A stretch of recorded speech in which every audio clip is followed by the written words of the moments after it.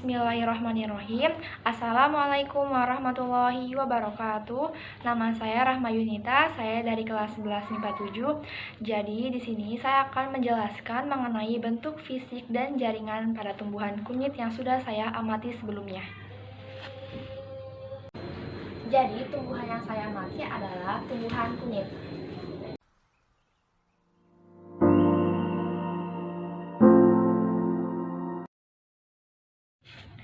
Bentuk fisik tumbuhan kunyit yang pertama, kunyit merupakan tanaman varenial yang memiliki daun yang berbentuk elips. Jadi daunnya berbentuk elips. Yang kedua, batang kunyit tidak bercabang. Jadi batangnya itu tidak bercabang. Yang ketiga, akarnya serabut atau rimpang. Rimpang kunyit umumnya itu bercabang membentuk rumpun. Nah, jadi akarnya ini rimpang atau serabut. Yang keempat, bentuk batangnya ini memanjang. Jadi bentuk batangnya ini memanjang ke atas. Yang kelima, tulang daunnya menyirip. Jadi bentuk tulang daunnya ini menyirip seperti ini. Nah, tulang daunnya ini menyirip. Yang keenam, tumbuhan kunyit termasuk tumbuhan monokotil. Yang ketujuh, tangkai bunga tumbuhan kunyit ini berambut dan bersisik. Yang kedelapan, daun kelopaknya ini berambut. Jadi itulah bentuk fisik yang dimiliki oleh tumbuhan kunyit. Sekarang kita lanjut ke jaringan yang terdapat pada tumbuhan kunyit.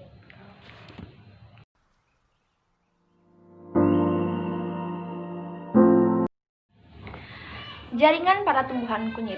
Jaringan pada tumbuhan kunyit yang pertama ada jaringan meristem. Jaringan meristem pada kunyit. Jadi kunyit merupakan tanaman atau tumbuhan yang tergolong monokotil. Karena tumbuhan kunyit monokotil, sehingga dia hanya memiliki meristem primer saja yang bekerja dan tidak memiliki meristem sekunder. Karena dia tidak memiliki meristem sekunder, dia juga tidak memiliki kambium. Namun walaupun tumbuhan kunyit ini tidak memiliki kambium, dia masih tetap bisa membesar karena tumbuhan kunyit ini memiliki korteks yang pada korteks tersebut terdapat parenkim yang meristematis.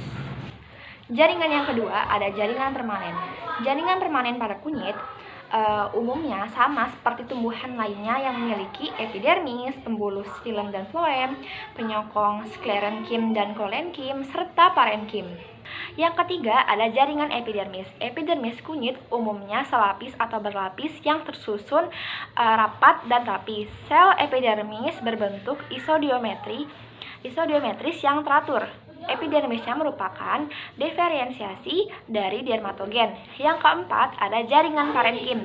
Jenis parenkim yang dimiliki kunyit adalah aerenkim.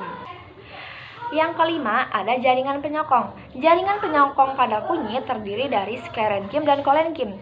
Sklerenkim mengalami penebalan yang merata dan dindingnya berdinding keras. Selain itu juga ada kolenkim yang letaknya di bawah epidermis. Dan jaringan ini tidak mengalami penebalan yang sangat merata. Dan jaringan ini juga berfungsi untuk menguatkan tanaman. Yang keenam ada jaringan pengangkut. Jaringan pengangkut pada kunyit umumnya sama seperti tumbuhan lainnya, yaitu berupa xilem dan floem. Yang ketujuh ada jaringan sekretori. Jaringan sekretori pada kunyit, jadi kunyit ini memiliki air, memiliki mineral, dia juga berlendir, dia juga memiliki getah minyak, bahkan lemak. Terus juga kunyit sel sekretorinya ini dia memiliki kerapatan yang sangat kecil. Itulah jaringan-jaringan yang dimiliki oleh tumbuhan kunyit. Sekarang kita lanjut ke anatomi tumbuhan kunyit. Sedikit menjelaskan, anatomi adalah struktur yang dimiliki oleh setiap makhluk hidup.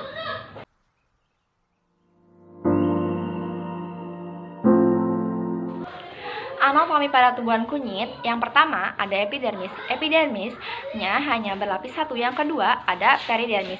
Peridermisnya hanya 2-4 lapisan. Yang ketiga ada bagian luar pada kunyit. Jadi bagian ini mengandung pembentuk ikat sel primer, pati, sel minyak, Yang keempat ada lapisan endodermal. Jadi lapisan ini berkesinambungan. Yang kelima ada lapisan kambium. Lapisan ini memiliki dua lapisan.